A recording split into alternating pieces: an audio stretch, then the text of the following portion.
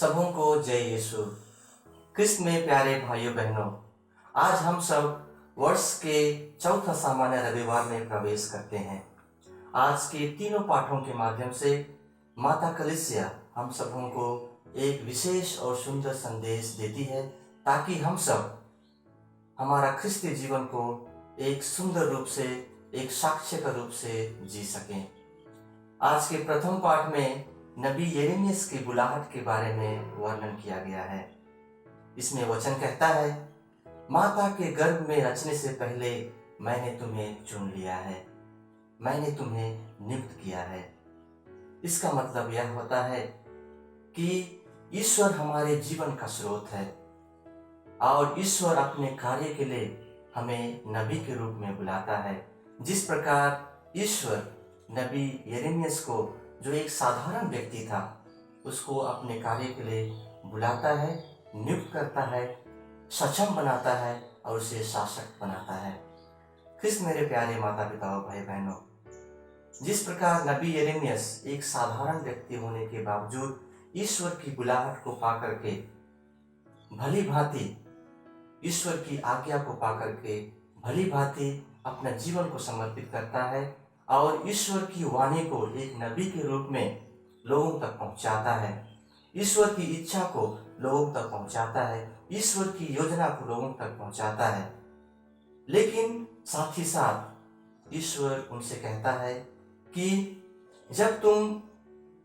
ईश्वर की वाणी को लोगों तक पहुंचाओगे, ईश्वर की योजना को लोगों तक पहुंचाओगे, तो तुम्हें बहुत सारे तिरस्कार, ठोकर, भेदभाव, नफरत, अस्वीकृति का सामना करना पड़ेगा। और हम सब देखते हैं कि नबी यिर्मयाह के जीवन में ऐसी बहुत सारी घटनाएं होती हैं जो उनको ईश्वरीय वाणी को प्रचार करने में, ईश्वरीय वाणी को लोगों तक पहुंचाने में उसे बाधा डालती है। लेकिन फिर भी वह ईश्वरीय आश्वासन पर आस्था रख करके लोगों के बीच में ईश्वरीय वाणी को पहुंचाने से कभी नहीं पीछे हटते हैं। और ईश्वर का जो आश्वासन उसे मिला था कि मैं सदा तुम्हारे साथ रहूंगा, तुम्हारे उद्धार करूंगा, उस पर संपूर्ण विश्वास रख करके वह लोगों तक ईश्वरीय वाणी को पहुंचाने में सक्षम होता है। इसी प्रकार आज के सुसमाचार में भी हम लोग देखेंगे कि प्रभु यीशु ख्रिस्त, जो एक नबी के रूप में लोगों के बीच, अपने लोगों के बीच में विशेष करके आते हैं और ईश्वरीय कार्यों को, ईश्वरीय योजना को और ईश्वरीय राज्य को लोगों तक पहुंचाते हैं। लेकिन यहूदी जनता उसको अस्वीकार कर देती है, उनका तिरस्कार करती है, उनको भेदभाव के रूप से देखती है, उनसे नफरत करती है, उनको अस्वीकार करती है। उनके व्यक्तिगत रंगरूप, पारिवारिक जुड़ता और पारिवारिक जो स्थिति है उसको लेकर के उसका न्याय करती है, उसको भेदभाव के रूप में उसको देखती है। लेकिन ख्रिस्त मेरे प्यारे माता पिता और भाई बहनों, प्रभु यीशु ख्रिस्त ईश्वरीय आज्ञा को अपने जीवन में पालन करने के लिए वे ईश्वरीय पवित्र आत्मा से परिपूर्ण थे और वे इन सभी बाधाओं को सहज रूप से स्वीकारते हुए ईश्वरीय आज्ञा और ईश्वरीय इच्छा को अपने जीवन में कार्यान्वित करते हैं। और आज हम लोग वर्तमान में एक ऐसा युग में जी रहे हैं जहां पर ब्रांड और लेबल की दुनिया है। हम लोग बाहरी रंग रूप को देख करके और बाहरी जो दिखावा है उसको देख करके हम लोग लोगों को न्याय करते हैं, लोगों को स्वीकारते हैं या लोगों को अस्वीकार करते हैं। लेकिन ख्रिस्त में प्यारे भाइयों बहनों, अच्छा या भलाई कार्य करने के लिए लेबल या ब्रांड की जरूरत नहीं होती है। जो कोई व्यक्ति ईश्वरीय प्रेम से ओतप्रोत रहता है, ईश्वरीय बुलाहट को अपने जीवन में समझता है, वह भलाई करने से कभी पीछे नहीं हटता है। चाहे इस भलाई के कार्य में, इस अच्छाई के कार्यों में या ईश्वर के सुसमाचार को प्रचार करने के कार्यों में उनको बहुत सारी तिरस्कार, भेदभाव, नफरत, अस्वीकृति या ठोकर का सामना करना ही क्यों ना पड़े, लेकिन जो कोई ईश्वर के प्रेम से ओतप्रोत रहता है, जो कोई ईश्वर की बुलाहट को अपने जीवन में सच्ची रूप से समझता है, वह इन सभी बाधाओं को पार करके ईश्वरीय योजनाओं को अपने जीवन में और ईश्वरीय इच्छा को, ईश्वरीय वाणी को लोगों के जीवन में पहुंचाने से कभी पीछे नहीं हटता है। और इसी को हम लोग आज के सुसमाचार में सुनते हैं और देखते हैं कि प्रभु यीशु ख्रीस्त जो पवित्र आत्मा से परिपूर्ण था और ईश्वरीय योजना को और ईश्वरीय जो वाणी है उसको लोगों तक पहुंचाने में हमेशा लोगों के बीच एक मिसाल बन करके अपने आप को प्रस्तुत करते हैं। और इसमें हम लोग यही चीज देखते हैं, एक चीज जो ईश्वरीय प्रेम था वह उस पर परिपूर्ण था। आज के दूसरे पाठ में हम लोग सुनेंगे कि संत पौलुस कहते हैं, प्रेम एक ऐसा सद्गुण है जो सभी सद्गुणों से महान है, सभी सद्गुणों से श्रेष्ठ है और सभी सद्गुणों में अव्वल है। और जो कोई व्यक्ति प्रेम से परिपूर्ण रहता है, प्रेम से प्रेरित होता है, वह ईश्वरीय कार्यों को कार्यान्वित करने में कभी पीछे नहीं हटता है, क्योंकि प्रेम एक ऐसा शक्ति है जो हम सबों को प्रेरित करता है, हम सबों को बलित करता है अपने आप को प्रभु के कार्यों के लिए, अच्छा काम करने के लिए घर समाज में और लोगों की सेवा करने के लिए हम सबों को मजबूत बनाता है, हम सबों को प्रेरित करता है। इसी प्रेम को एक मजबूत तौर पर दिखाते हुए, उसकी महत्व को बताते हुए संत पौलुस कहते हैं कि यदि मैं भविष्यवाणी कर सकूं और यदि मैं सभी शास्त्रों और वेदों का ज्ञान रख सकूं, अपनी सभी संपत्ति को दूसरों के लिए दान कर दूं और अपने शरीर को जलाने के लिए तक दे दूं, लेकिन मेरा जीवन यदि प्रेम रहित है, मेरे जीवन में प्रेम नहीं है, मेरे जीवन में प्रेम का अभाव है, तो मेरा जीवन कुछ भी नहीं है, मेरा जीवन व्यर्थ है, मेरा जीवन शून्य है। जो व्यक्ति प्रेम से परिपूर्ण रहता है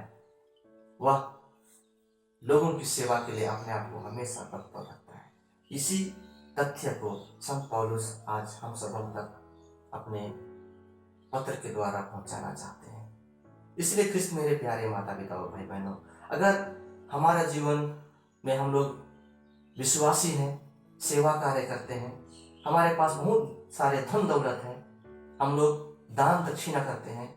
हम लोग अपने शोहरत और उपाधि नाम आदि में हम लोग गर्व करते हैं, लेकिन अगर हमारे जीवन में प्रेम का अभाव है, ईश्वरीय प्रेम और पड़ोसी प्रेम का अभाव है, हम लोग निस्वार्थ भाव से एक दूसरे को क्षमा नहीं कर पाते हैं, एक दूसरे को प्रेम नहीं कर पाते हैं, तो हमारा जीवन और जिसमें हम लोग गर्व करते हैं, धन दौलत हुआ, हमारा शोहरत हुआ, उपाधि हुआ, नाम हुआ, हमारा विश्वास हुआ, सेवा कार्य हुआ, ये सब व्यर्थ होगा, शून्य होगा, कुछ भी नहीं होगा। और इसी को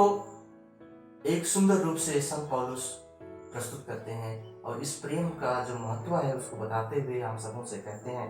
प्रेम के गुणों को हम सबों को बताते हैं ताकि हम लोग उसको अपने जीवन में अमल कर सकें। वे कहते हैं कि प्रेम धीरजवंत है, प्रेम सहनशील है, प्रेम दयालु करता है। जो व्यक्ति प्रेम से ओतप्रोत रहता है वह एक दूसरे को स्वीकारता है, एक दूसरे पर दया दिखाता है, चाहे वह अपना परिवार का व्यक्ति हो या अपना पड़ोसी हो, वह एक समान धीरजता के साथ उनको अपने जीवन में स्वीकारता है। दूसरा है, प्रेम कभी अपना बड़ाई नहीं करता है, प्रेम घमंड नहीं करता है और दूसरों की अच्छाइयों पर देख करके, दूसरों की उन्नति को देख करके प्रेम आनंद करता है। और तीसरा चीज यह है कि प्रेम कभी ईर्ष्या नहीं करता है, प्रेम कभी नफरत नहीं करता है। जो व्यक्ति प्रेम से ओत-पोत रहता है उसके जीवन में ईर्ष्या नफरत के लिए जगह नहीं होती है। और चौथा बात है, प्रेम हमेशा दूसरों की भलाई सोचता है, कभी किसी की बुराई नहीं करता है। इस मेरे प्यारे भाइयों बहनों, आज हम सबों को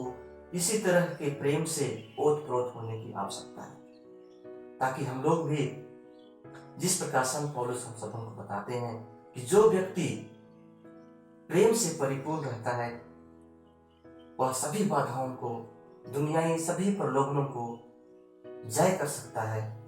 उसी प्रकार हम भी ईश्वरीय सच्चे प्रेम से ओत-पोत होकर के, पड़ोसियों के सच्चे प्रेम से ओत-पोत होकर के हम लोग दुनियाई सभी बाधाओं को पार करके ईश्वरीय वाणी को सुनाने के लिए, ईश्वरीय वाणी को प्रचार करने के लिए हम लोग सक्षम हो पाएंगे। बपतिस्मा के माध्यम से हम सब भी एक नबी होने के लिए हम सबों को भी आमंत्रित या निमंत्रण मिला है। हम लोग बपतिस्मा ग्रहण करने के माध्यम से एक नबी का जो दायित्व है उसको हम लोग भी अपने जीवन में ग्रहण किए हैं। आइए हम सब अपने अपने जीवन को एक बार जांचें। आज के इन तीनों पाठों के माध्यम से हम लोग कितना अपने जीवन में ईश्वरीय वचन को एक दूसरे के लिए बांटने के लिए हम लोग तत्पर रहते हैं। क्या हम लोग और हम लोगों का जीवन ईश्वरीय प्रेम से ओत-प्रोत है? क्या हम लोगों का जीवन ईश्वरीय प्रेम से परिपूर्ण है? अगर हम लोग एक दूसरे को बाहरी रंग रूप दे करके उनका न्याय करते हैं, उनका विचार करते हैं, उनको स्वीकार या अस्वीकार करते हैं, तो आइए हम सब आज विशेष रूप से ईश्वरीय कृपा पा करके एक नई दृष्टिकोण अपनाने के लिए हम लोग प्रार्थना करेंगे, ताकि हम सब एक सच्चा ख्रिस्ती बन सकेंगे, एक सच्चा यीशु ख्रिस्त का शिष्य बन सकेंगे, जो एक नई दृष्टिकोण लेकर के लोगों को अपने जीवन में स्वीकारता है, बाहरी रंग रूप को देखकर नहीं, बल्कि ईश्वरीय प्रेम से प्रेरित होकर, ईश्वरीय प्रेम से ओत-पोत होकर के निस्वार्थ भाव से लोगों की सेवा के लिए,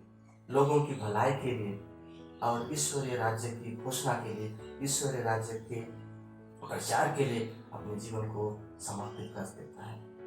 आइए हम सब इस सुंदर मतलब के लिए इस